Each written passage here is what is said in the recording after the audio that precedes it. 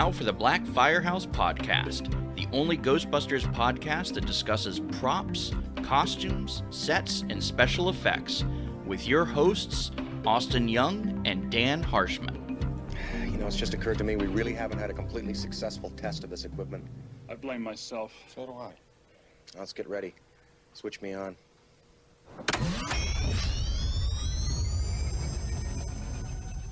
Good morning, listeners, and welcome back to Session 8. Right? We're on Session 8, or we're Session 9 of the Black Firehouse podcast. As always, your hosts, we have Mr. Austin Young. Austin, how are you? I am here. You are here. That is always a good sign. And of course, my name is Dan Harshman. All right, so you're here, Austin. Just here? Just here. It's been a day. Oh no! What's going on? Not a bad day, just a busy day, and just rushing around. No time to do anything. No time to relax. This is my time to relax right now. Is sitting here talking props with you. Oh, good. Well, I'm glad that you're getting some relaxation in today. Yeah, my aim today was relaxation, but it ended up being kind of a busier day than I anticipated. A little bit of a mail call today. GBHQ props on Etsy. Got a delivery of some Ghost Trap pedal parts from them. So I'm hoping one day to start on some Ghost Trap pedals. You and me both. Yeah, and I reached out to, I'm sure I've mentioned this before, but I don't have a full workshop. So there's unfortunately a number of things that I don't have the capability of doing on my own. A lot of saw work mostly. So I'm hoping Mikhail will be able to hook me up, and I'm going to commission a few pedal bases off of him, namely for just two, Ghostbusters 1, Ghostbusters 2. And that way I'll have all the parts in, and then I can start slapping those together, because they're really not complex. No, not really. I mean, I've been wanting to do a GB1 Hero Pedal for, it's probably been a year or so now. And every once in a while, I'll bug Matt Burkett about hey, what was the link for that thing again? And he'll send it to me, and then I'll look it up, and then I forget where I saved the link, and then I never buy the part anyway, and it's just stupid.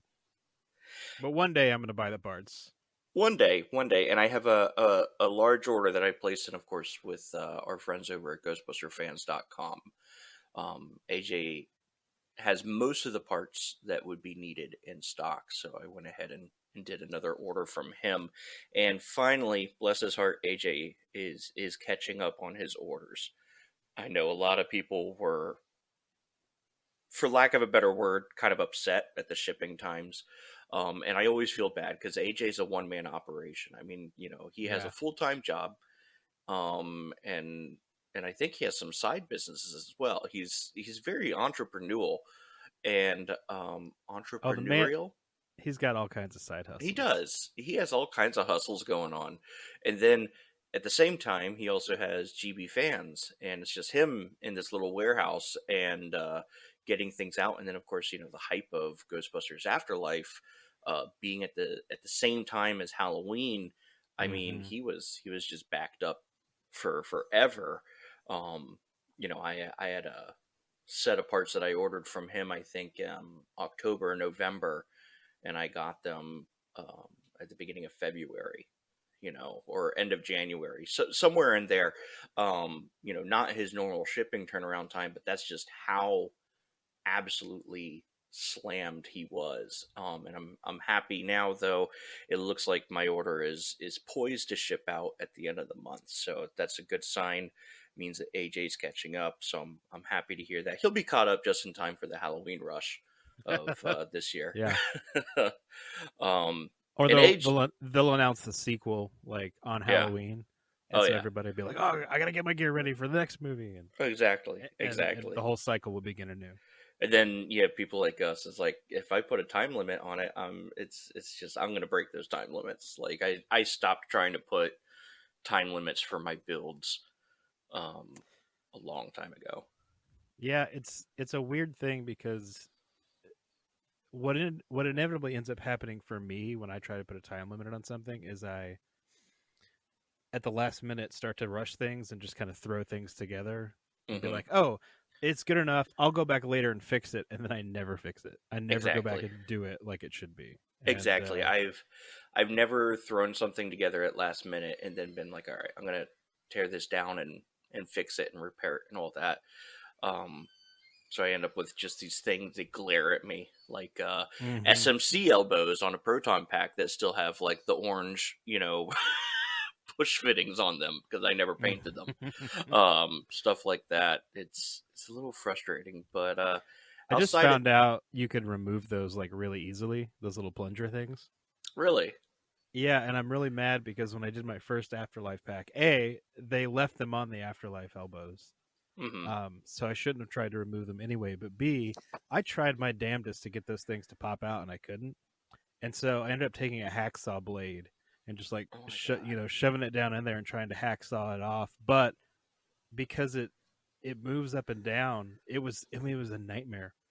yeah, they twist and everything. Yeah, and so when I found out that they were still on there, I got so mad. And then I don't remember it was some post on one of the groups, one of the 1,000 groups I'm in, and somebody had posted where they had just like there was some little trick that they did where they just popped right out, and I was just like, "Son of a bitch, Uh, really?" Anyway, sorry, yeah, tangent. and I'm also confused as to why you didn't find any other solution to, I don't know, not have that piece spin. Well, I tried kind of like gripping it with some like needle nose in one hand, and then like kind of A Dremel like in the other? No? no, well, no, I like put it in the vise, Okay, right?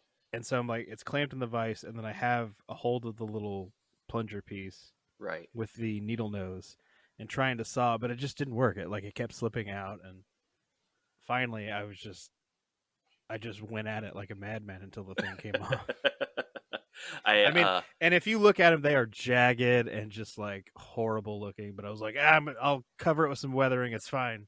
And like to two be of them get covered with tape anyway, so whatever. Yeah, no, I have a few parts. I try to hide the stuff that ends up jagged like that though. Like I know I took a hacksaw to one of my L brackets on the inside of the pack to get it to fit with everything, and it just I think I spent like 30 or 40 minutes hacksawing aluminum just to get it to be Yeah, thin enough that it I was mean, pliable. It was an absolute nightmare. that's in the spirit of the originals, though, right? Because I mean, aren't there? Isn't there pictures of like the insides of one where they've clearly like drilled it out and moved it, or like hacked it in half, Well, to make clearance for a bolt or they whatever. definitely moved the superhero one, and that's Yeah, that's pretty noticeable when you're looking at it on the inside. Um, it's yeah. I mean we've talked about them. They're all pretty hack job kind of packs. Um, That's kind of the free pass that I give myself when I right. do kind of just screw something up. I'm like, it's in the spirit of the original. The originals look like shit. Mine can look like shit Well, too. It's fine. I was looking at some of my ghost traps that are still mid progress right now, and like there's just parts of the paint where it's just not great, and Oh I'm yeah. just like, man, it's in the spirit of the originals. You just get over there, get you a paper plate, and just spray some of that spray paint on the paper plate. Get you a Just a, brush, just yeah. touch it up, just like the originals. So we it's interesting that we started off with trap pedals because I'm about to talk about some more trap news, which is also convenient seeing as we are actually talking about ghost traps today. Um, a Yes. few episodes ago, I had mentioned that somebody was doing a run of aluminum traps. And that particular run had gotten canceled. Um, but a buddy of mine actually alerted me to a site called Heimdall's Armory, who are Yeah, I've heard of them. also doing aluminum ghost trap runs, and I took a look at them, and they actually look better. Not only do they have more aluminum parts to them, there's no wood substitutes in there. It also seems to have an Mm. accurate track and release system. So I signed Ooh. up for that today, which I'm very excited about. I think that's going to be a definite worthwhile project. Is your wife anywhere near you? No, she's upstairs. Okay, how much did this cost? 750. Nice. But listen, I also booked us a vacation for this weekend as well. Where are we going? You are staying in Oklahoma. I'm sorry. Oh, so you're coming here, and we're just gonna Yeah, go see the sights around yeah, Oklahoma? Okay, yeah. cool. That's exactly. Nice. No, I'm taking her for our wedding anniversary up to the Luray Caverns. Got us a little cabin, and it'll be romantic and hiking and all that fun stuff. So she's excited about it, but that's how I get away with this stuff. If oh hey, I'm spending $2,000 on a prop here. Let me spend $500 But on a little vacation and then not mention the prices, so she thinks the value.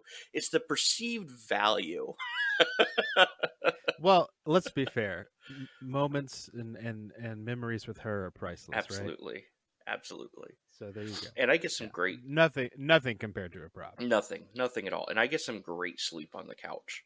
When she finds out about the props. Um, no, she's super supportive. I definitely lucked in with a fantastic wife who loves my prop building. Well, listen, let's go into our new segment here. I already have somebody that I want to talk about pulled up. Have you had any builds that have sparked your interest? There's one in particular I'm going to Okay, mention. Yeah. perfect. Well, let's get into it. This reminds me of the time you tried to drill a hole through your head. Remember that? That would have worked if you hadn't stopped me. Egon, I'm going to take back some of the things I said about you. You've earned it.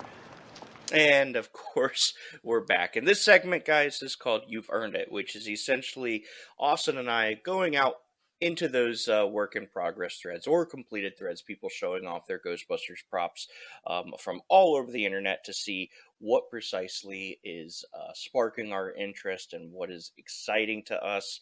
And Austin, I want you to go ahead. Let's start off with you. Who are you? Whose prop build are you excited about? I'm probably going to butcher this last name because it's just what I do. Okay. It's from the RTV Ghost Trap Builders group. Mm-hmm. I'm going to say Thomas Limio. He's done an RTV build, obviously, but Mm-hmm. I've kind of been following his progress for the last, I don't know, month or so.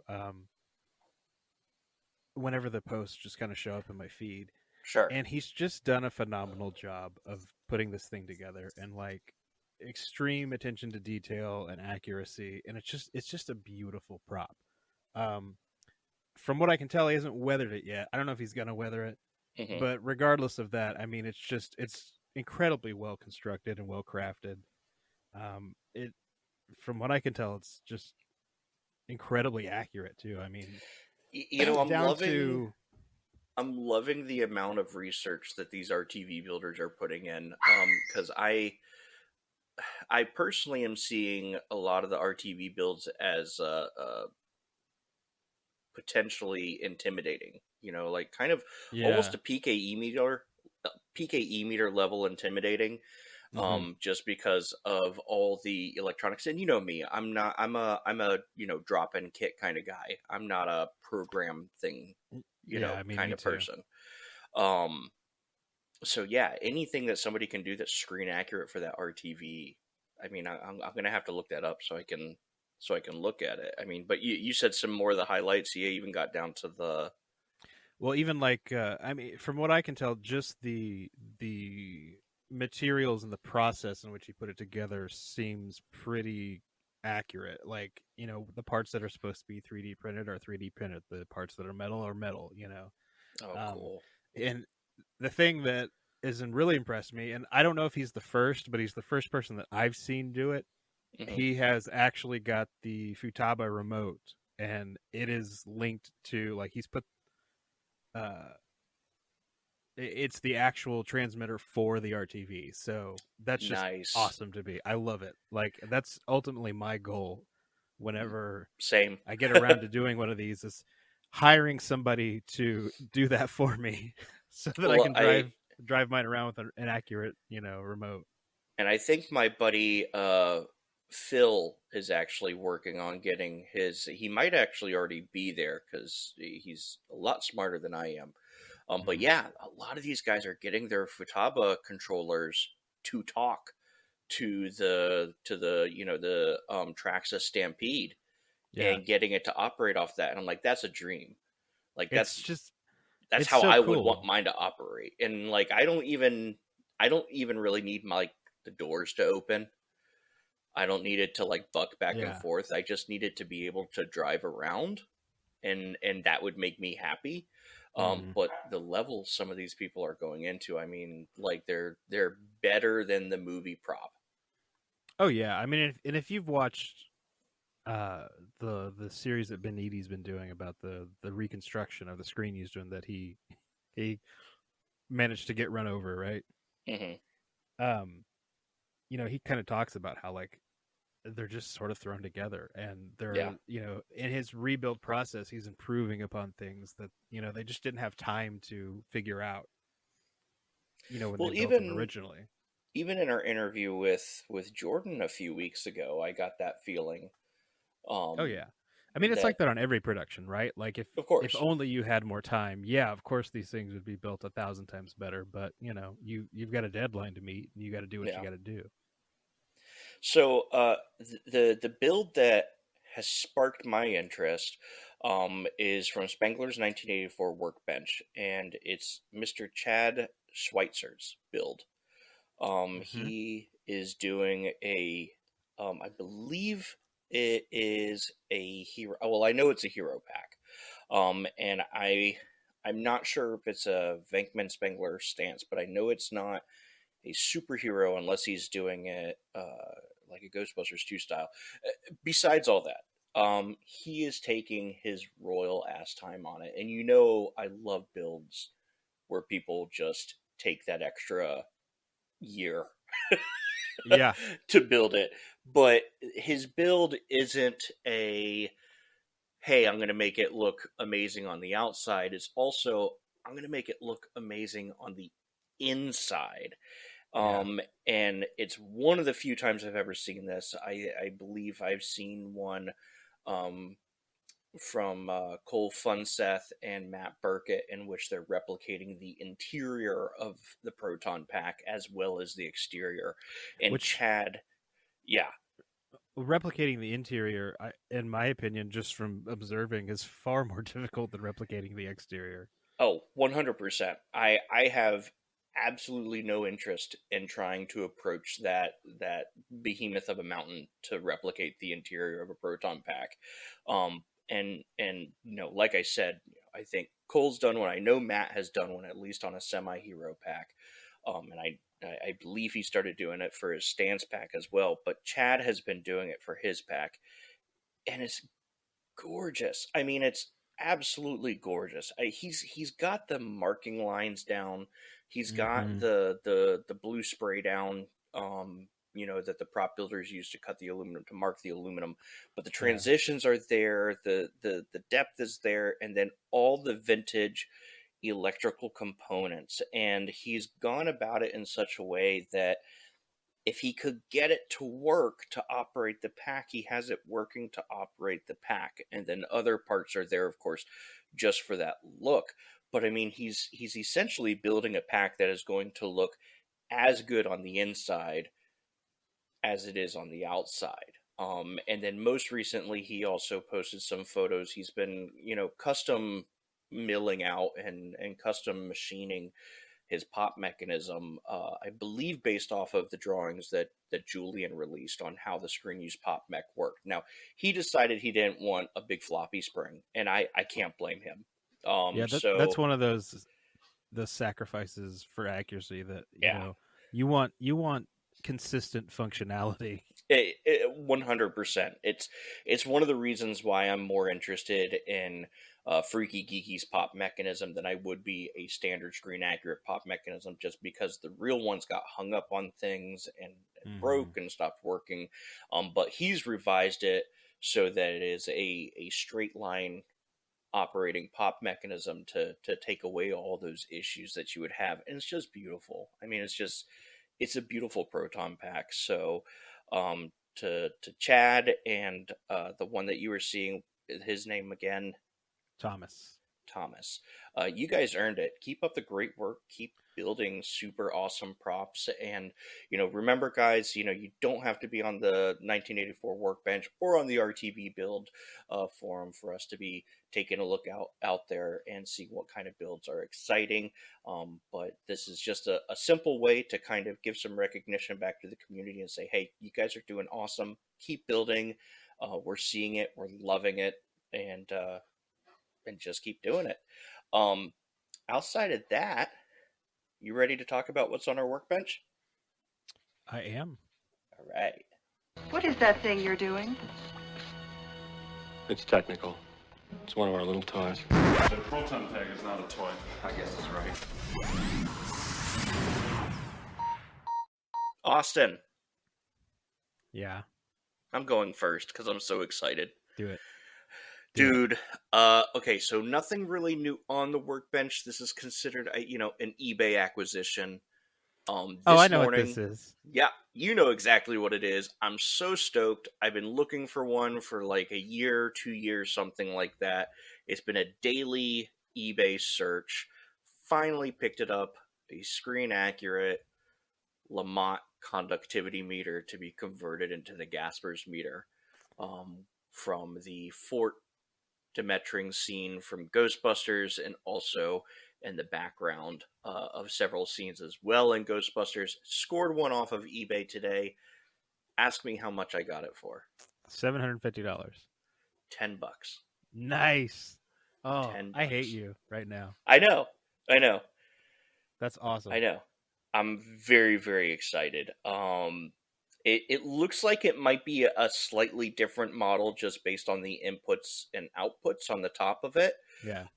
But seeing as I'm going to have to drill in for a LED and completely sand away the conductivity meter lettering anyhow, I figure I'll be kind of repainting that part of the meter anyhow to complete its transformation into a Gaspers meter.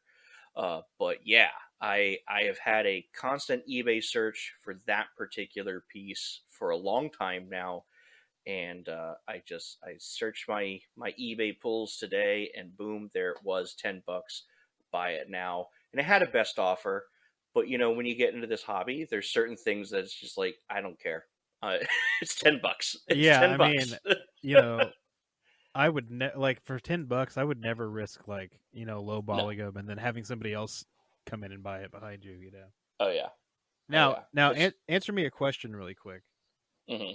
Is the one in the movie modified, or is that a completely different meter that is just impossible to find, and this is the closest alternative? No. The one in the movie has to be modified. Okay. So I've been spending a lot of time looking around at other Lamont conductivity meters, and I do have a semi-accurate black model as well that I picked up, probably about a year and a half ago.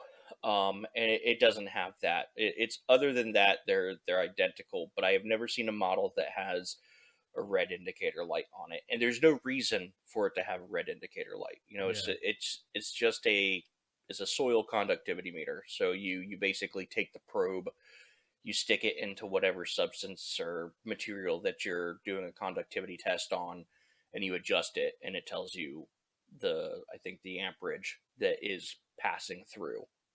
Okay. So I'm not sure if the auxiliary hookup is on later models to record that data. I have a feeling that earlier models, you read it off and probably penciled it into a notebook, whereas later models, they probably had some kind of adapter for it to actually record that data, and that's what mine looks to have. But again, very simple modification. and everything else is spot on. It's got the correct black face meter panel. It's got the correct knobs. All the typeface is correct. Everything is where it should be. So just a slight little modification to that top portion, and it will be good to go. And I'm very jazzed about it, especially at that price point. Can't beat that. Well, okay, so do we think that it was modified for the movie, or do we think it was something that was modified and was in a prop rental house and they just grabbed it because it looked cool? That's a interesting question, and I'm gonna have to go on modified for the movie. Well, doesn't the meter doesn't the light blink and stuff in the deleted scene? It does. Okay, there's your reason for it right there. Well, it doesn't even. It's not that it just blinks. It actually pulses with the actual readout antenna. The little armature. Mm-hmm. So as that kind of bumps up, the light kind of pulses with it. So it's not even a consistent blink. Which, man, I got to find somebody to help me with the electronics on that. I'm like, hey, how do I make a 30-year-old electronic? I just want to twist a button and make the arm bob in a LED kind of half-ass work. How do I do that?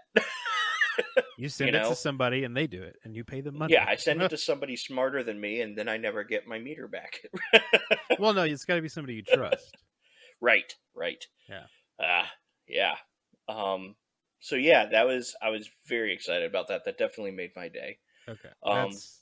That's awesome. Like I know in 10 years when you finally get it modified, it's going to be even cooler. No, this is one of the. Yeah, you're right. 10 years. That's about right. Max or minimum, right? Well, even I watched one of Alex Newborn's videos on it, and he brought up a good point. Is even unmodified, it's still a cool looking thing. Yeah, I mean, it totally looks the part. Yeah, it's like all the other numerous little hand props from Ghostbusters, like the gamma rate meter and the sniffer and everything like that is unmodified. They're still really, really cool. They're still very Ghostbusters-ish. And nobody else but us. You, me, Alex, and 3 other people are gonna know anyway.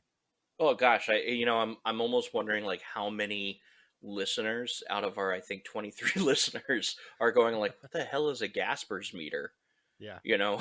What the hell is the conductivity meter? What are they going on about? And we have just increased the price of any future ones that pop up. That's what we do. And they're going to go from $10 to $15. Hey man, I'll have you know that I am solely responsible for the increase in price and subsequent sellout of OmahaSurplus.com's LC1 Alice frames and straps. Do tell. So back in the day, LC1 frames, a little hard to get a hold of. Found OmahaSurplus.com through a Google search. Found that they were selling LC1 frames with the vintage straps, quick release buckle, everything you needed. And they were like $30 or $60. And I bought one. I should have bought 5, but I bought one and then posted the link onto gbfans.com and very quickly got a nasty private message from someone, I don't remember who, basically saying, I've been keeping that link a secret for years and I don't know why you told everybody, and now watch them sell out. And sure enough, the price jumped to $100 by the next week. And I believe now they're completely sold out of them. So yeah, I am no stranger to jacking up the cost and scarceness of Ghostbusters props. I mean, first of all, for somebody to be like, hey man, that was my link. How dare you? Well, you found it fair and square, dude. How freaking childish can you be? And God forbid you do something for the community. Try to help people. It's whatever. And so to completely to capstone, I should say, my story, I just got the shipping notice for my Lamont meter, so it should be here on Monday. So I'll come back from my trip with my wife, and the next day brand new Lamont meter to take up space. Hope it doesn't get lost in the mail or intercepted by me. I won't, because you're not in Virginia. Or am I? Well, come and visit, damn it. Don't come out here and not say hi. I'm gonna come visit and be like, look at my new meter.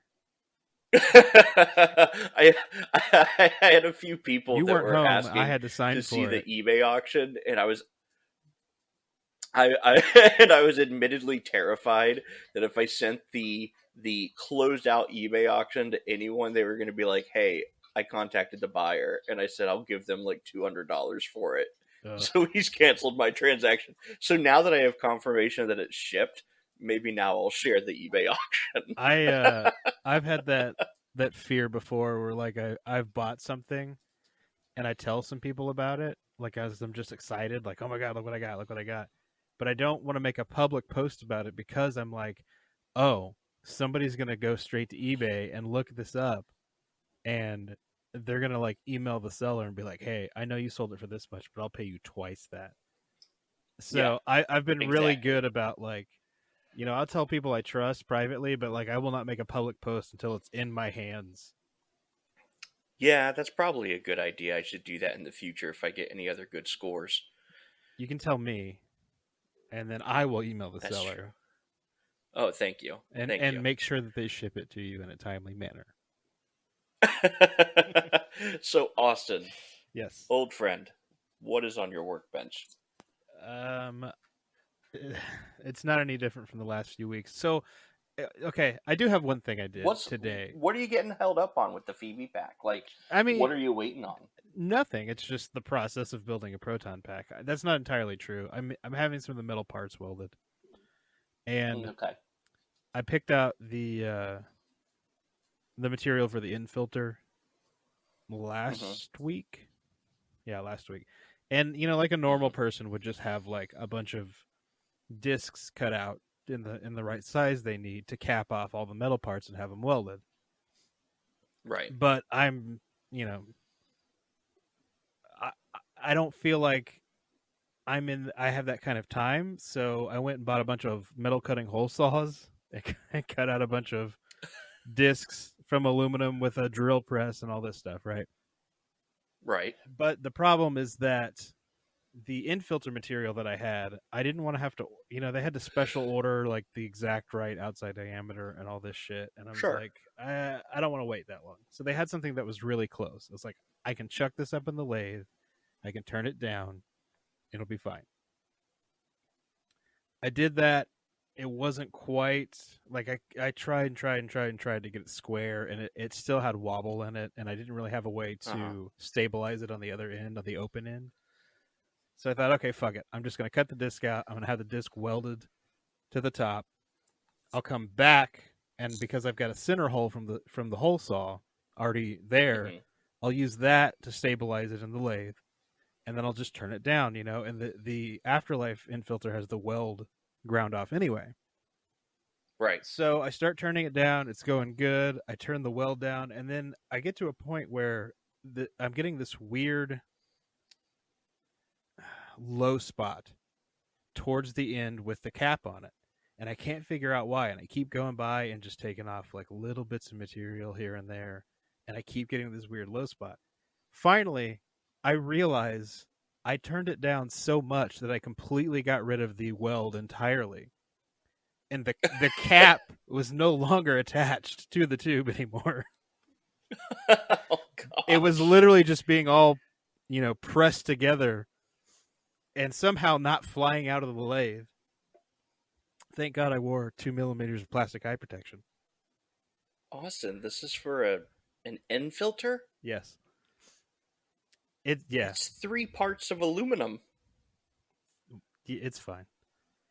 Yeah. It's a pipe, a cap, and a half moon. Yeah, I know. But, it is what it is, right? So I got it turned down. And so then I'm like, you know what? The cap doesn't need to be the same outside diameter as the tube. I'm going to turn it down even further so that when I have it re-welded tomorrow, it has some more material to grab onto. So I'm having it re-welded tomorrow, and then I get to start the joyous process of cutting it to fit the shell, which I'm absolutely dreading. But it'll go a lot. You haven't even cut the actual pipe to the shell.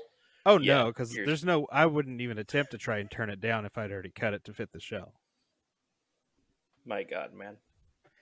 But look, I'm dedicated to my craft, right? Like I'm doing the best I can with what I've got, and I probably could have just ordered one from somebody else, but I wanted to make it. I wanted to do it myself. I mean, no, I love that you want to make it. I just feel like it's 3 pieces of aluminum. Order the pipe in the right outer diameter. But then I would have had to have wait, and now I've wasted. I've not really wasted a day because I still got it turned down. But I just I popped the cap off by accident. It's fine. I'll get it rewelded tomorrow. It'll be fine. I've done my waiting. 12 years of it. In Azkaban. That's right. I'm going to sneak some Harry Potter jokes in. You're a wizard, Gary. Oh, God, Lord. Well, I mean, all of our listeners are familiar with that. That impatience, that wanting to move forward on things. And that is one of the frustrating things about the What's on Our Workbench segment is like very often these projects are going to be the same thing. But, I think it's important that our listeners hear the holdups that we're having, the things that we're excited about, and the same issues, because they're having the same problems that we're having. Yeah. Whether it be just, very long wait times, a vendor, being delayed, anything like that. It's, wrong sizes on things like that. It happens to all of us, but, that's what we're here for. We're your emotional support podcast for frustrated prop builders. I like that. I do have one like thing that I did today it's technically a Ghostbusters prop. It's not a Phoebe pack, but it is a Phoebe prop. Okay. Over the weekend I found the flashlight that she's got when they go down into the temple and she's like using it to shine on the dates on the wall. But, yes. Yeah, it's like, but it's a yellow flashlight and they spray painted it like hunter green. So I found the flashlight. I was like, oh, that's that flashlight. Bought it. Went to Walmart. Oh, awesome. Bought a can of hunter green paint. And the right shade was only available in Rust-Oleum, so I spray painted it earlier today and then had to wait like 6 hours before I could even touch the damn thing. And it was still slightly tacky. But I was like, it's fine. It's going to be weathered. It'll add to the weathering. So there's a couple fingerprints in it, whatever. But I got it all weathered up. I got some of the scratches and stuff in it because, the one of the movies scratched up, revealing the yellow underneath. It's a dumb little prop, but it was like I saw it and I couldn't just leave it there, knowing it's a Ghostbusters prop. Have you managed to get the thumb drive prop yet? Yes. Oh, I've had that for 2 weeks. Oh, you already got that? Yeah. Oh, okay. Whoa. Excuse me. I did like a cursory glance, and when I couldn't find it, I was just like, it's My Little Pony's not that important. I posted about it on the Workbench, but an admin did not approve my post. And I don't know if they have something against My Little Pony or if they thought I was making a joke or what. But I was like, oh, well, okay. It's a Ghostbusters prop, but screw you guys. Now I'm gonna have to go back and look at the logs and see what happened there. I wonder if it was me. It might have not realizing what it was. It might have been you and just been like, "Fuck this," If I don't have it, nobody gets to know about it. I was so proud of it because it took me so long to find. Well, it's kind of one of those weird little niche things. I mean, they came out in like 2014? 2013 is the copyright date on it, which I think is funny because podcasts would have been like 2 or 3 at the most when that came out. And it's such a dumb little prop, but I mean, I laughed out loud when I saw it in the movie for the first time. I just thought that was hilarious. It's only good if you take the copies of the podcast that I send you and put it on there. Oh, dude, it's already done. It is where I store our podcast. Well, hopefully we really get our voice in episode 36. 46. Well, excuse me. We'll get there. We'll get there. Well, so that's what's on our Workbench. Let's get into our main topic. We are talking about ghost traps today. So I think without further ado, we will get into it. Listen. You smell something? There's something very important I forgot to tell you. What? I collect spores, molds, and fungus. Why?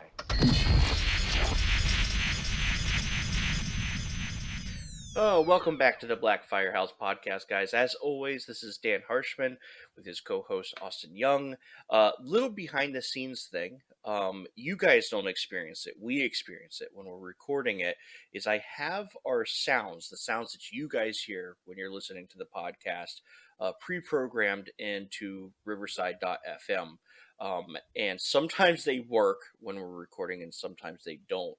And when they don't, I fiddle with them a lot until they do, because it makes the editing process so much easier to find where our transitions are, because you end up with these big blocks of complete silence, which can be very difficult when we have like 4 guests, of trying to find out where those blocks of silence are. But, just kind of a fun behind the scenes thing. Austin, nobody cares about that. What are we talking about today? Ghost traps. Oh, I'm always in a ghost trap mood. Me too. I love ghost traps. I love ghost traps.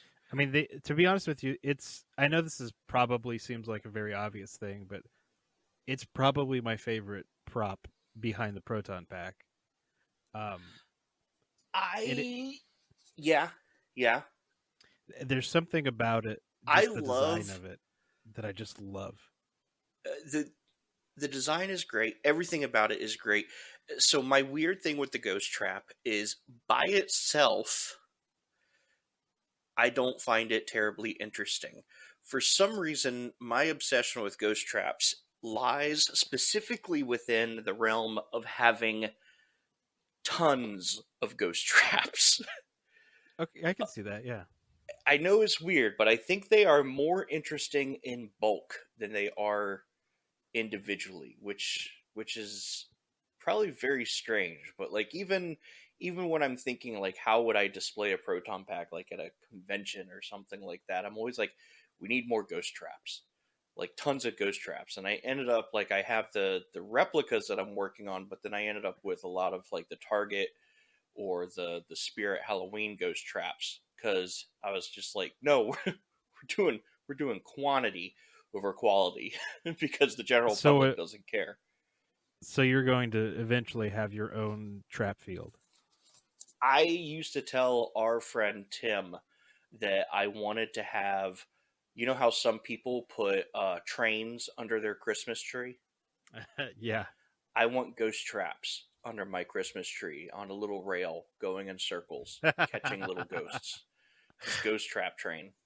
You need to program them to music, and so that the doors will open and close and the lights will go on and off like in sequence, in unison with some kind of whatever song is playing.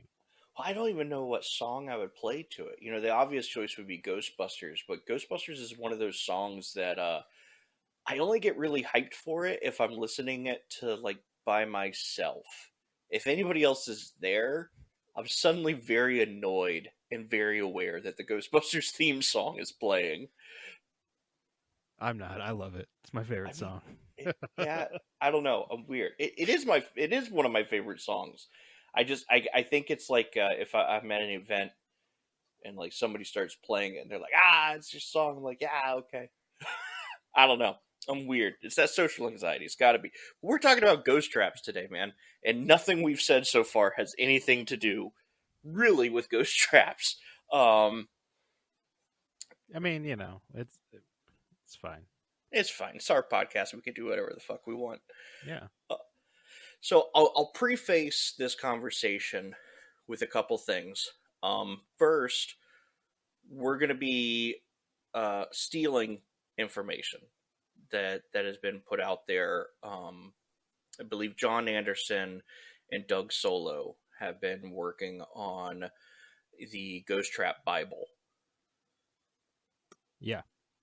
And that is looking to be an absolutely incredible piece of information. And furthermore, we are going to hopefully try and get either Doug or John on here to roundtable us and school us on Ghostbuster traps for whatever information we get wrong in this episode, and to talk to us about the creation of that Bible, and to talk to us about a lot of their research that they put into it. So we're going to try and stray away from some of the insight that they have, because it is, I think, by far the most interesting developments in that prop.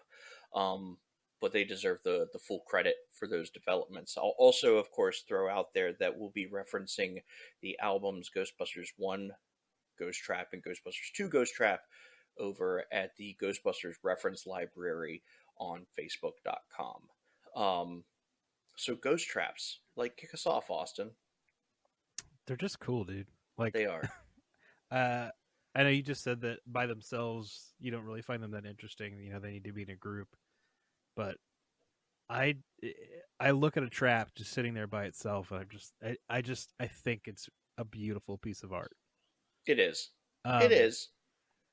And, you know, certainly it was my favorite Ghostbusters toy as a kid. I mean, I was rolling that thing around and stomping on that pedal left and right all day long. And I think for me, just the fact that toy operated exactly like it is supposed to, like in the movie or in the cartoon, you step on the pedal, the doors open, you know. That may be where my need for accuracy comes into play, because even as a kid, I love to tell the story, like when when Toy Story came out, and they had the Toy Story toys. You could buy a Buzz Lightyear and a Woody, right? And I remember getting them and immediately being severely disappointed when I flipped them upside down and they didn't have Andy written on the feet. And I was just like, what the fuck is this? Like, how dare? Like, it's in the movie. Why is it not on the toy? And I remember going and getting a Sharpie and writing it on the bottom of Buzz's foot, and getting a crayon and writing it on the bottom of Woody's foot. And I've been that way since I can remember. Like, I've been trying to make things more accurate even as a kid. Yeah. And so when I had this toy that functioned exactly like the prop in the movie, it was very satisfying. So did you ever repaint your Kenner toy as a kid? No. It wasn't anything. I wasn't that obsessive yet. Yeah. That would come many years later. But so here's an even more important question. Is there a signature prop in Ghostbusters that is not overly complicated? No. No. I'm going to say no, because even something as simple as the key fobs on the belt are not that simple. No, they're not. But the Ghost Trap, I think, is absolutely up there with the PKE meter and the Proton Pack and its complexity, while masquerading around as something that's simple. Yeah. Because when you really start getting into the Ghost Trap and start looking at the design work, on the Hero one, it's all machined aluminum. Mm-hmm. Folded aluminum, machined panels, things like that. And it's not glued together. It's all bolted together, because you can see all of the machine screws on this thing. Yeah. You can see the machine screws underneath the brushed aluminum side plates. Mm-hmm. And then it's also the only prop that also has the Whamco bar graph in it. Yeah. On the ears portion of it. And then the whole thing was controlled by a Futaba remote, much like the RTV trap. Yeah. And, I remember before I knew that it was radio controlled like that, I guess I just always assumed it actually functioned by pushing down on the pedal and that opened the doors. Like, I always thought it was stop motion. Oh, okay, that's interesting. Yeah. Yeah. When you go back and you watch Ghostbusters 1, I always thought that the doors opening were stop motion. I mean, I immediately know exactly what you're talking about. Like, yeah. I'm picturing it in my head, and I can see, how you could how that comes off as stop motion. So I was super surprised to find out later in life that it's actually servo controlled, but it's not even just the doors that are servo controlled; it's the lights too. Mm-hmm.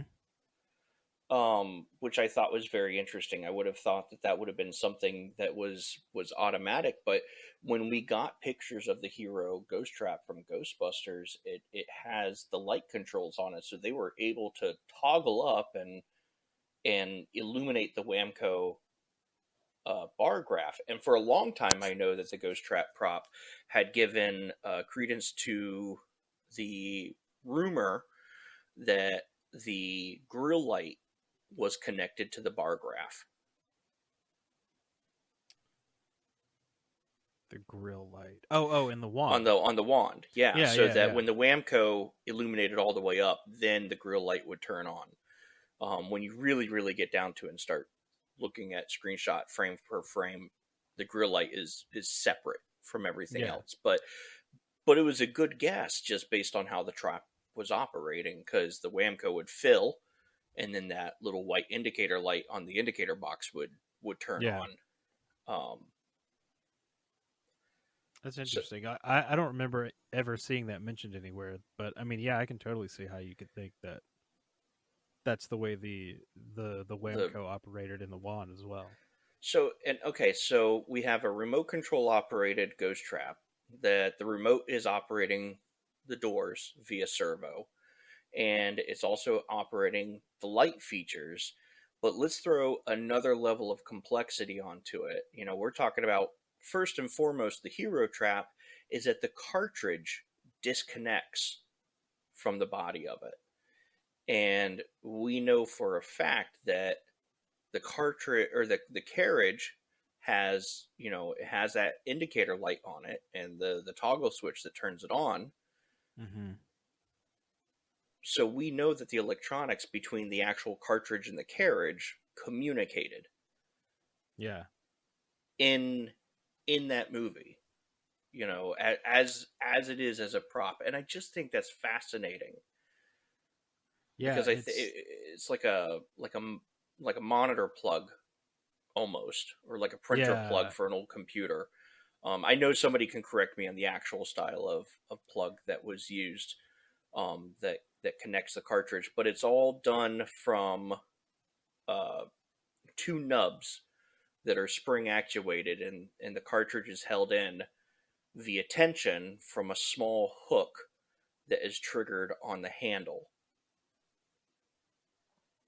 So you would push that trigger on the handle, the little thumb trigger, that would raise the hook, and then those two little nubs in the cartridge had enough pressure to disconnect that port and push the cartridge enough forward that then gravity would take it and would then slide out on its own track system to be deposited into the containment unit. And like all of that was for what? Maybe 5 seconds of film? Yeah.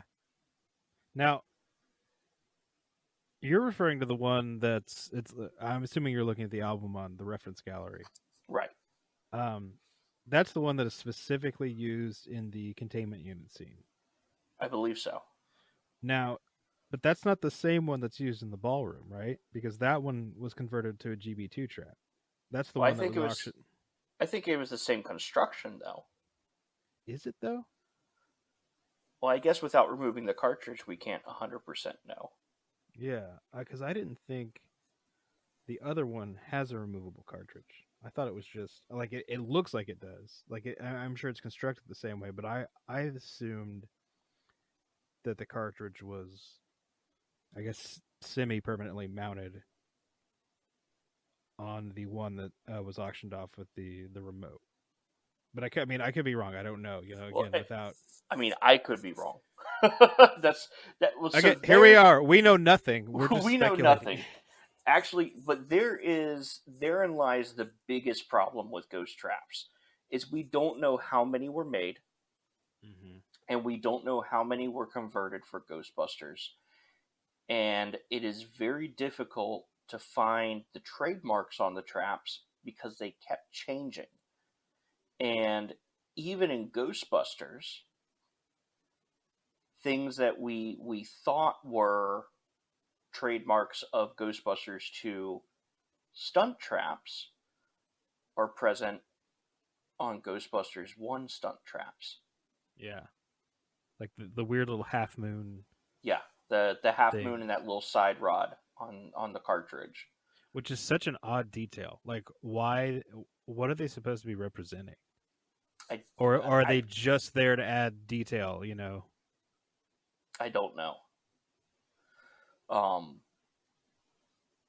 But I know that you know, the trap that Ray carries out from the brownstone, the yellow rod trap, as you and I are a big fan of that particular trap, has that half moon. It's the stunt trap, and even then, it in itself is different from other traps just because it has an uncapped handle. Yeah, it's almost like it's a work in progress, right?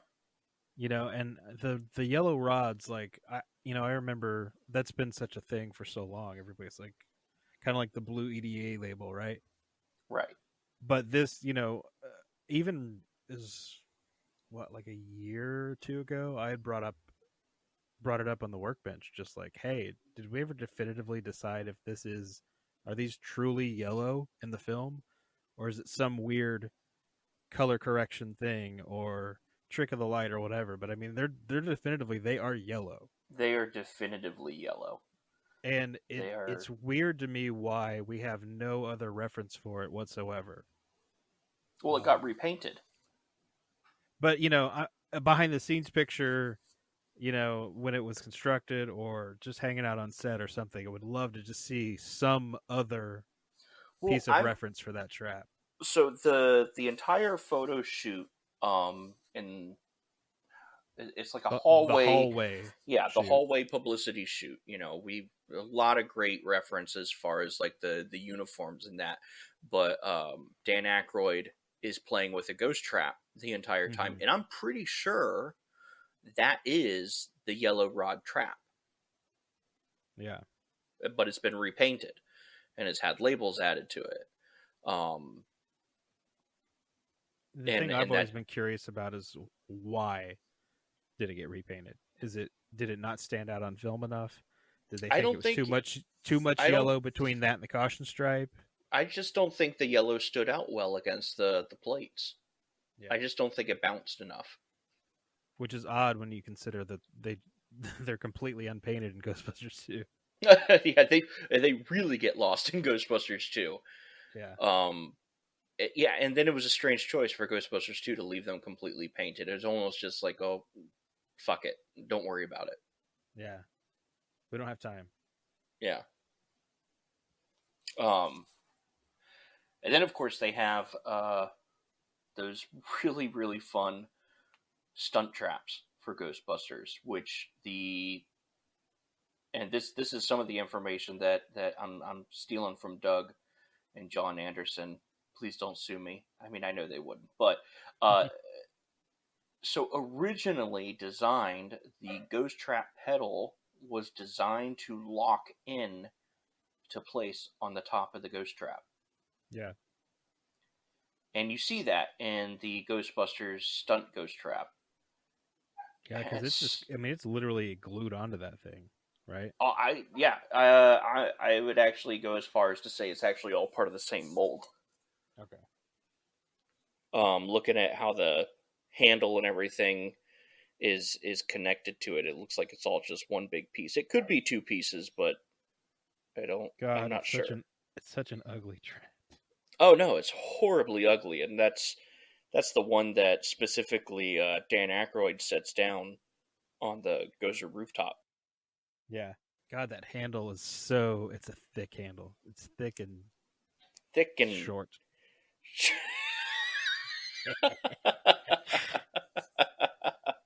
Ew. Just like I like them. Oh God, gross.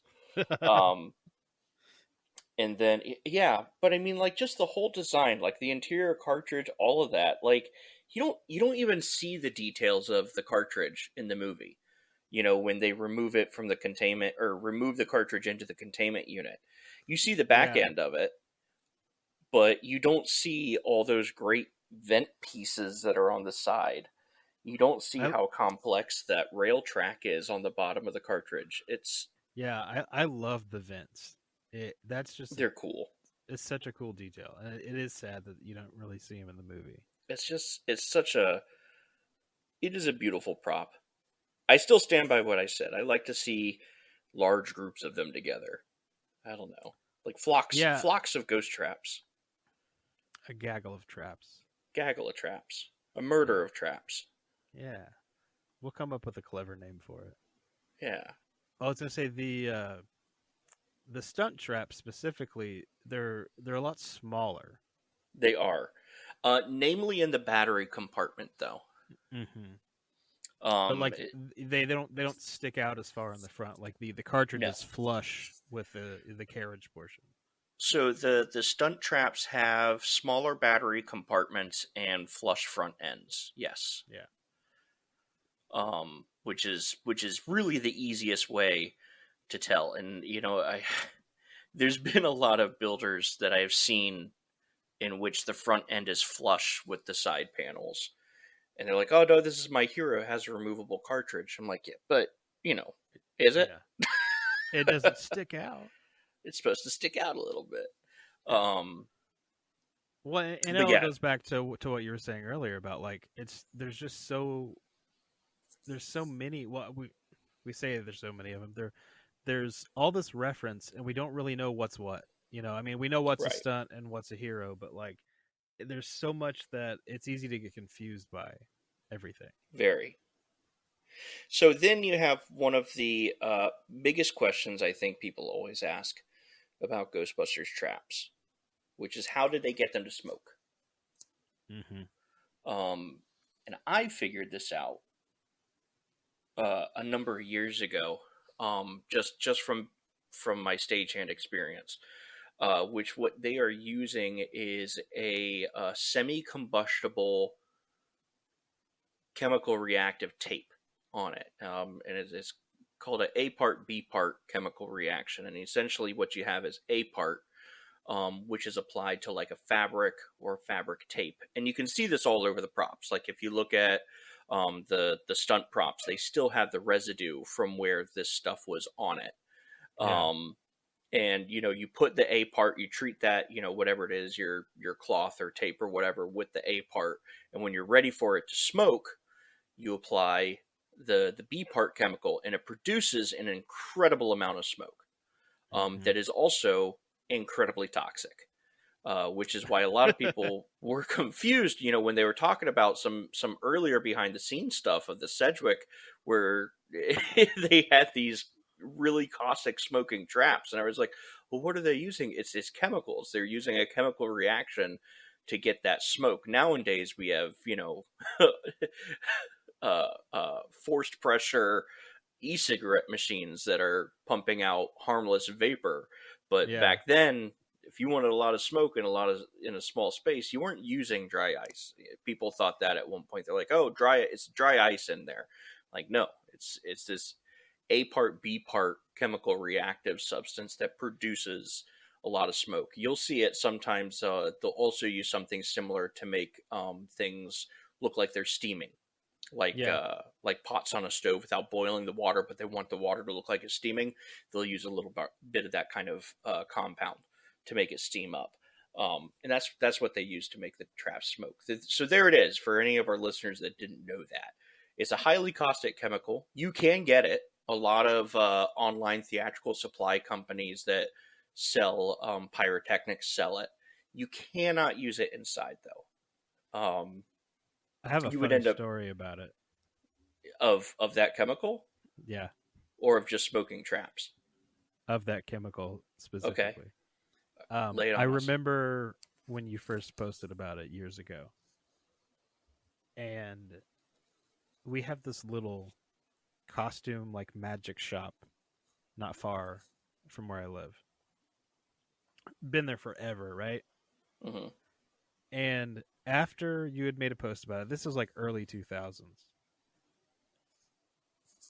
For whatever reason, I think you may have mentioned costume shops or magic shops or something may carry this stuff. And so one weekend, me and my dad go down to this place, and sure as hell, they've got 2 of those, like, those brown glass bottles. Mm-hmm. And they don't even have real labels on them. They have masking tape on them. And they've written part A and part B on them. And this is one of those places that's like, they've got shit in there that's been there for 30 years and has been in the same spot for 30 years, right? And they have this one set of the AB chemical smoke left, and we buy it. And they're like, yeah, this stuff's been here a long time. We don't really know, I was like, no, we'll take it. And I remember going and buying some little fabric strips, like cotton webbing, cut the strips out, soaked it in like the A part, and I wanted to test it. So I take it outside to the back porch, and I get a little eyedropper, and I squeeze some up in it, and I start dropping it on, and it doesn't put out a lot of smoke until it started burning.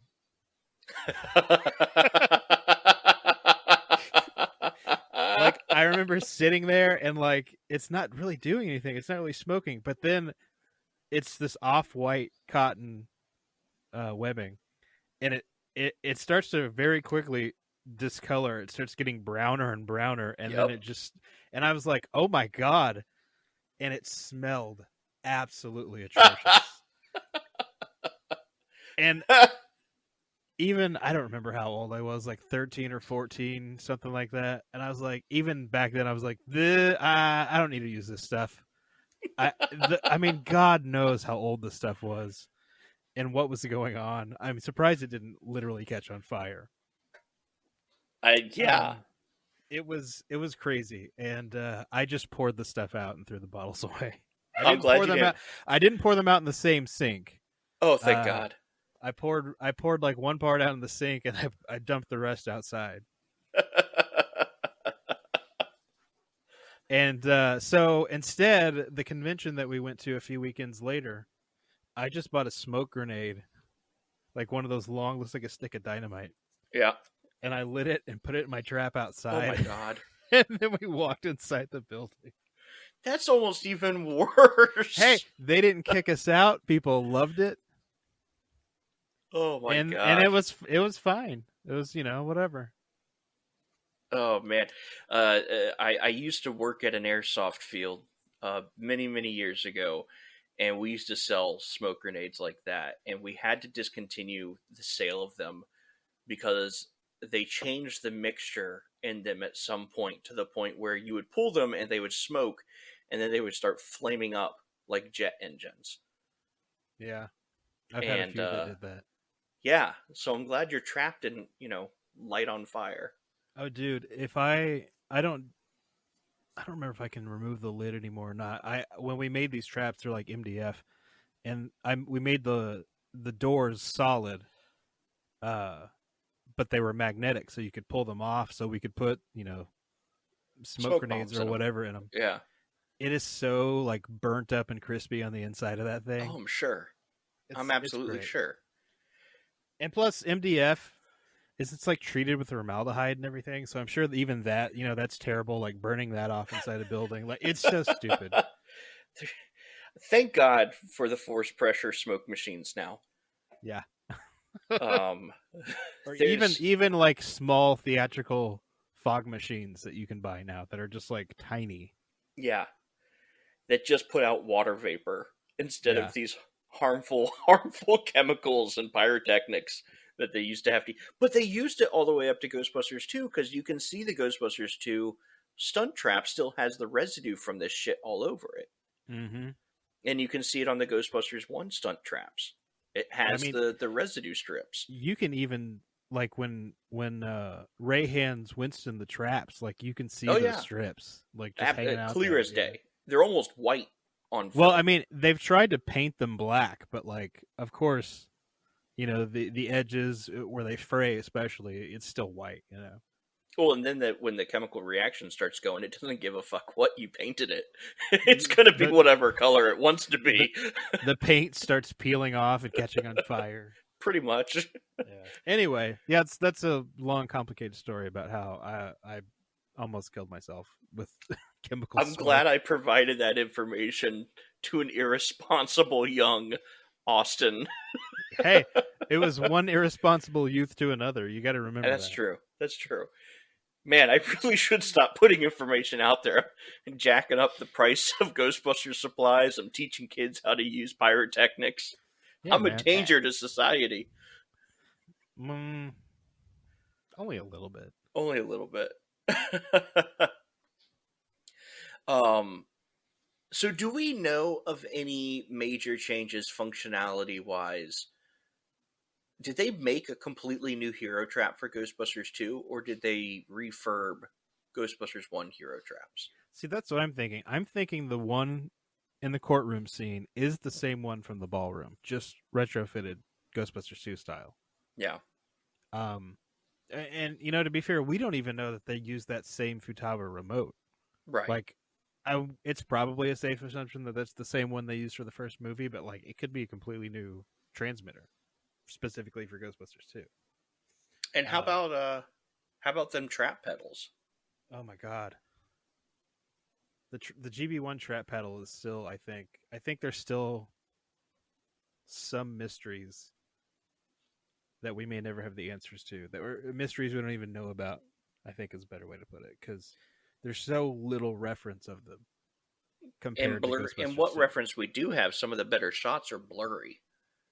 Yeah, we may never know what the exact relay is on the pedal. Like, there's just no clear enough reference to know. Like, again, we could probably make the assumption it's probably the same ones that we've seen on the GB2 ones, but I mean, there's so many of those relays in that style with all kinds of little slight variations.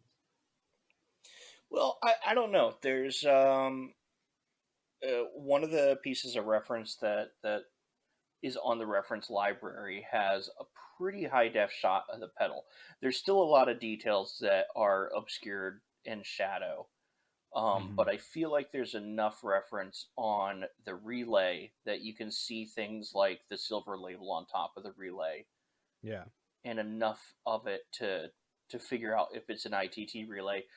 I think the one thing that is bothering me is I've heard a lot of people talking about how the ITT relay is just simply glued straight onto the Hammond project box, but then when I'm looking at that particular screenshot from the ballroom, it looks like the base is on there. Yeah. It's such a weird. It may not be the base. It may be some, it's just some kind of a collar or something that's on there. But I mean, it's, you look at the pictures of the project box where something has been glued down and it's popped off and the paint's removed. It's just round. It's not oval. And there's no holes where there would have been the screws to hold it on. Well, I mean, the base could have, and then you have there's concentric holes around what you're talking about, in which it looks like that's where the pins would have gone in. Yeah.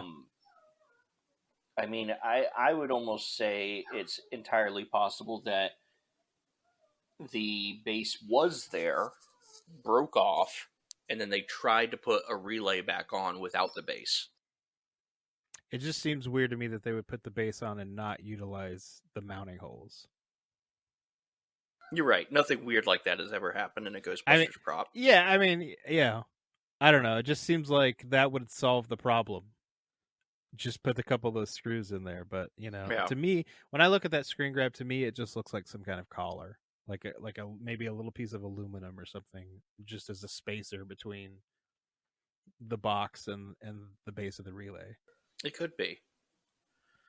I don't know. It seems from that shot, and that's where you're right. I mean, it's so difficult because that is like one of the best pieces of reference we have in the movie, as far as how the relay is mounted onto that Hammond box.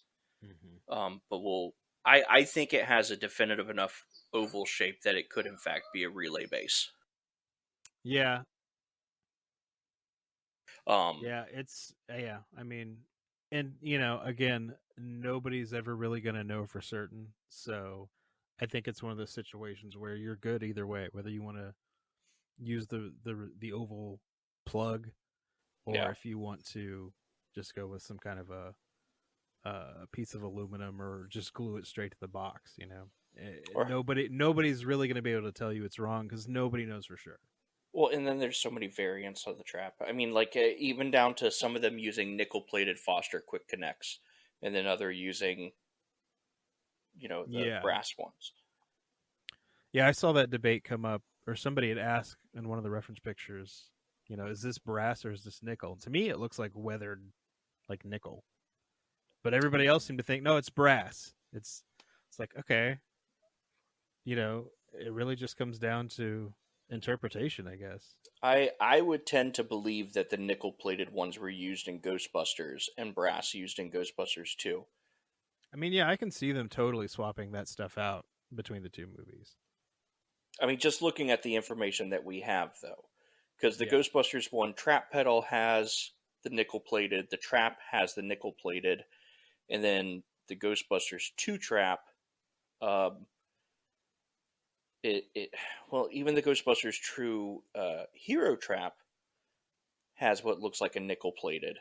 Well, I'm looking at this one shot of the trap in '84 from whatever the same place that the Spangler Pack was on display at, that all those pictures popped up from recently, and it's clearly, to me, looks like it's got a nickel quick connect on it in '84. So Right. yeah, and I believe that's the trap that is this the I'm sure everybody's getting frustrated with us, like looking at reference pictures, Whatever. and it's It's our just audio. podcast. It's our podcast, man. Anyway, I mean, they're supposed to be following along, or they know what we're talking about. So if they don't, whatever. Yeah. Whatever. There it is. Yeah, this is the trap. Okay, this is the one from the containment unit scene. Okay. Because it's missing the rear, the label on the top of the battery box is missing, and it's just got the primer or the bare aluminum exposed. Mm-hmm. Which is what's on that containment unit trap. And that is missing on the trap now, isn't it? I believe so. Yeah. No, it's there. It's nickel. Okay. Yeah, it's nickel. Yeah, absolutely nickel. Just going through all the traps here, it looks like Ghostbusters 2, maybe the stunt traps had brass Foster quick connects, but then the Hero has nickel, and the Ghostbusters 1 Hero also has nickel. And it also looks like the Ghostbusters 2 Hero trap has that longer battery box. Again, indicative of the Ghostbusters 1 Hero. But we know that there's, and there, now it makes you wonder, okay, well, is that trap pedal also from Ghostbusters 1? God damn. Yeah. Well, and like the weird thing on the pedal, what is the Ghostbusters 1 pedal? What we think is the Ghostbusters 1 pedal has all that gaffer tape on the top of it. Mm-hmm. What's that for? Why is that there? Is that, to make it easier to step on, so your boot doesn't slip on it or whatever? I wonder if it was a protective precaution for the top of the trap. Oh yeah, that's a I never thought of that. When the pedal was hanging off the trap there at one point, Dan Aykroyd didn't have the big foam stunt trap hanging off his belt the entire time. At some points, he had an actual Hero trap hanging off of his belt. And I wonder if that gaffer's tape on there was to prevent damage from the vector plate. Yeah, that's a good theory. I would buy that for sure. I also just noticed this is a detail that I only recently found out about just a couple of years ago, that there's a resistor under the vector plate. Yeah, there absolutely is, and that's a detail that I didn't notice until probably only about a year and a half ago. Yeah, I guess whenever this GB1 pedal went on display at, isn't it some museum or something, like in Seattle? Or Something like that. I may be mixing it up, but yeah, um, I I don't recall if it's on the GB2 pedals, but what a weird detail, because what are the odds that Hmm. anybody was going to see that on film? None. But The only it's reason still for that, it's the only reason for that detail to be there is specifically to have the hoses something to plug into, I guess. But I mean, you could have easily just drilled a couple of holes in the base, Oh which is yeah, which is what I've always done. And just yeah. stuck them in there. But you know, I love that detail because it just adds an extra little layer Uh, of story to the prop. My favorite detail is from the stunt props, and it's the fact that those side plates don't have any bolts in them. The brushed aluminum plates Uh-huh. on the stunt props. Yeah. Oh, let me look. Have I never noticed that before? The smaller plates, the vector plate that has the resistor on it and the knob plates, those have bolts in them. But the stunt traps overall don't seem to have, at least in Ghostbusters 1, because this is how it is on the yellow bar trap. They don't have any bolts in them. We'll say Now I'm looking. all the I'm looking. GB2 ones I'm looking at do. Yeah, some of the Ghostbusters 2 ones do, but again, on the reference library, if you scroll all the way down, there are pictures of a stunt trap on it looks like a beige carpet. Oh, this is a foam trap from GB2. That's one of the foam rubber traps from Ghostbusters 2? Yeah, it's like the only foam one from Ghostbusters 2 that I've ever seen. Interesting. Yeah. And the fact that it's got a V-hook on the bottom of it, which I can't tell in the picture if it's a real V-hook or if it's also foam. But I believe this trap, you can see it on the Rolling Stone cover. I think it's the one that Dan Aykroyd's got on his belt on the Rolling Stone cover. Mm-hmm.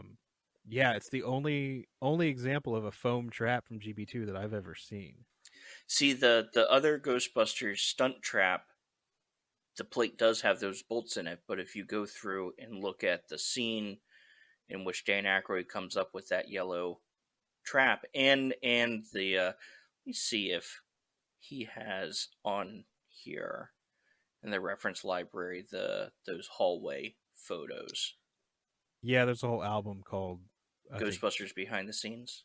I think it's just the Ghostbusters hallway shoot. GB1 hallway photo shoot. I'm looking at GB1 hallway shoot. Found it. All right, cool. So, if you open it up, yeah, he's got a great there's no photo screws there, dude. there's no screws on That's there. crazy. Are they just like And then if epoxied you- on? Or they No, I think it's just those other side plates. The vector plate and the side plate with the knobs is what's holding it on. That's nuts. That's awesome. I love that.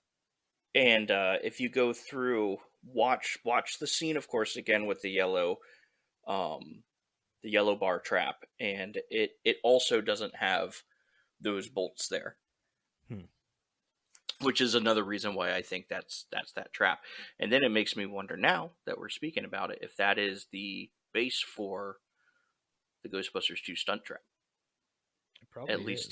the foam rubber one, because we know they used a lot of Ghostbusters 1 props for molding. Yeah. Yeah, I'm gonna have to go back and look now.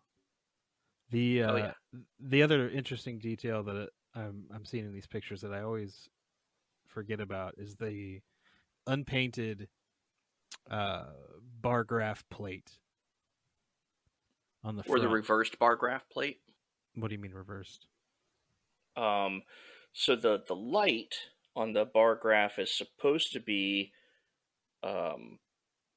if you're rolling the trap out, rolling the trap away from you, that light should be on the right hand side of the bar graph.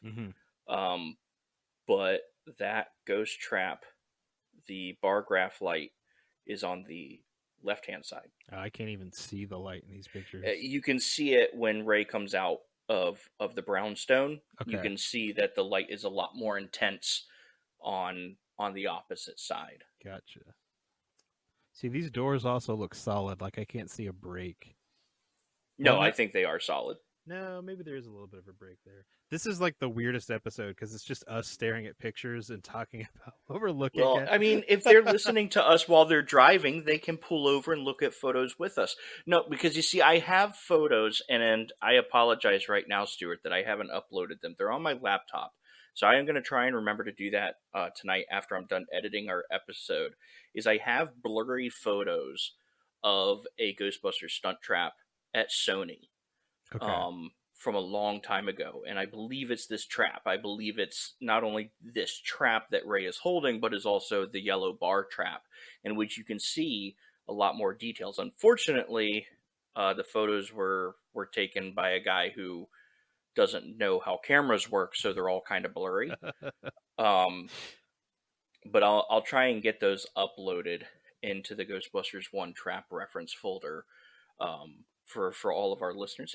Our listeners are used to us talking about photos. I mean, they know what we're talking about when we're talking about these particular bits and pieces, but it makes the trap interesting, and it makes our listeners go back and look at these sources, and hopefully then that means maybe they're going to see something that we're not seeing. Yeah.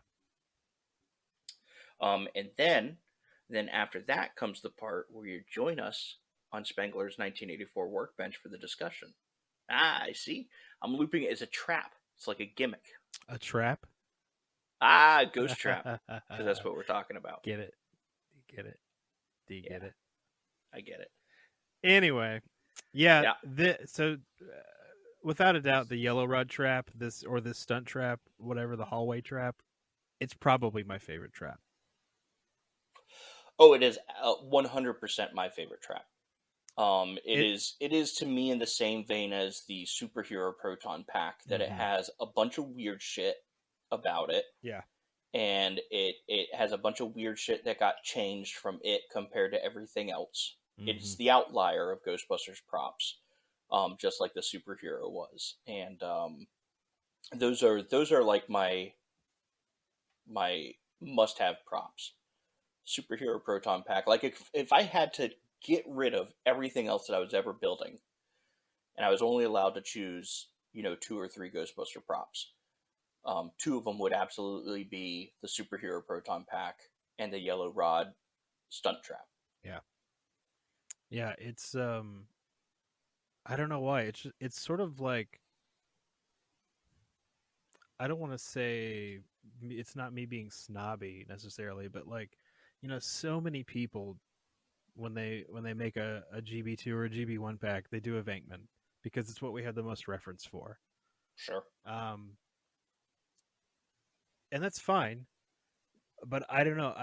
I end up gravitating more towards those props that not as much is known about, and that's what makes them interesting to me. Like, I will admit that it is a little bit of my elitist douchebaggery coming out. And I know that gets tossed around a lot towards the detail-centric community. But this is kind of my tail wag, where people be like, well, that's not right. Well, actually, sir. There's a little bit of that in there.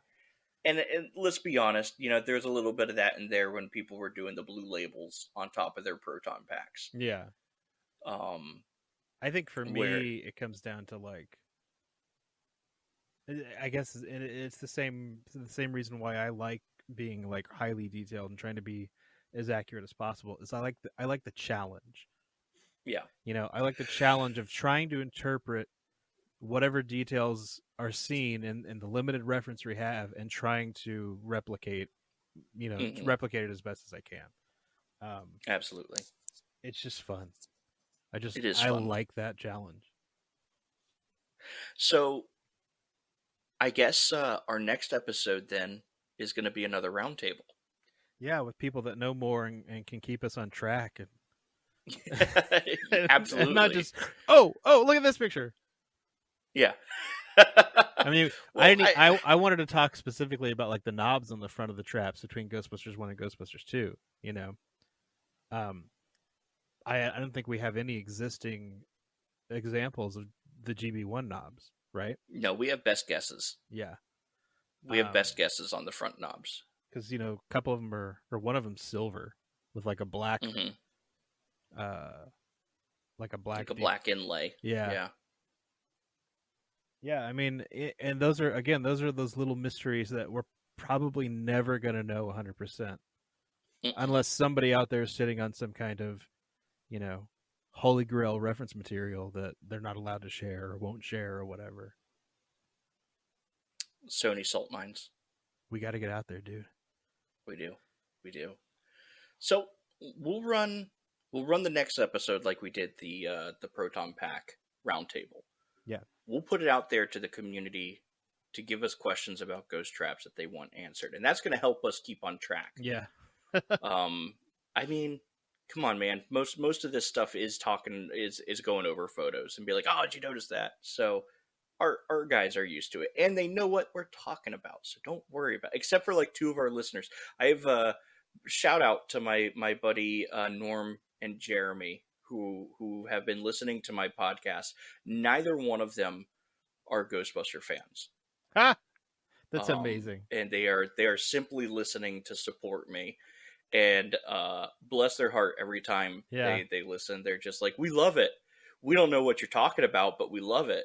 And they had a recommendation of like an idiot's guide to Ghostbuster props. And I feel like that should be an episode soon. Yeah. Something, that's an introduction. Yeah. To this crazy world you probably don't want to be a part of. Yeah. So maybe we'll, this is, of course, session 9. Maybe session 11 could be something like that. Because I know we want to start breaking into talking about actual prop building. Yeah, and techniques and even just sort of ideas, Yeah, absolutely. Yeah, I mean, I'm looking at it right here. I've got this whole list of things that, like, eventually I want to talk about this, but I feel like we're not established enough to start getting into that really weird stuff. Oh, we'll get there. Yeah. We'll get there. So what we'll go ahead and do then is we'll put out the Ghostbusters bat signal for questions from the community. We'll gather up some guests for this week to do a roundtable discussion on ghost traps. Now, I'll go ahead and preface this, let everybody know that I will be on vacation this weekend, so there could be a small delay in next week's episode, just depending on people's recording schedules. I know Austin and I are available, but for our guests, they might have more complex schedules, and we'll want to make sure that we respect that so we can bring you guys really, really solid content.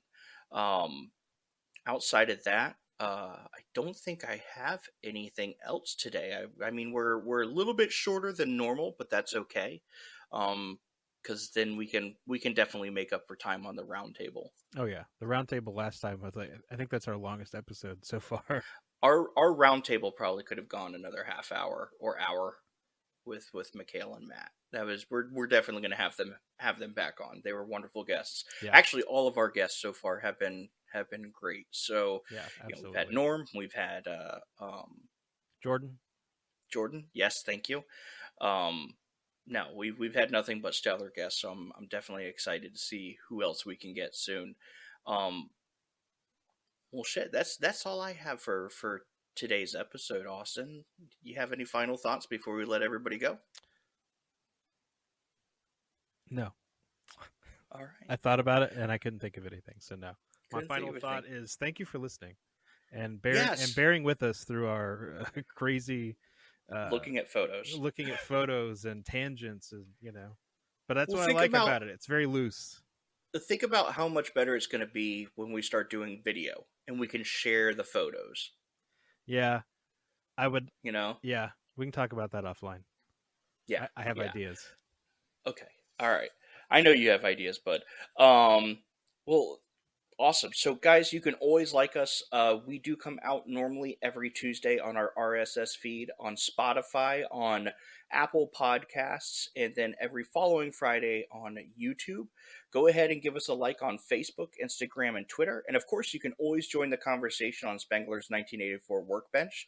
The reference photos that we relied on heavily this episode, of course, are courtesy and available at the Ghostbusters Reference Library on Facebook. So, for the Black Firehouse podcast, this is Dan Harshman, as always, with Austin Young, asking you to go out and build something. As a duly designated representative of the city, I order you to cease any and all supernatural activity and return forthwith to your place of origin or to the nearest convenient parallel dimension.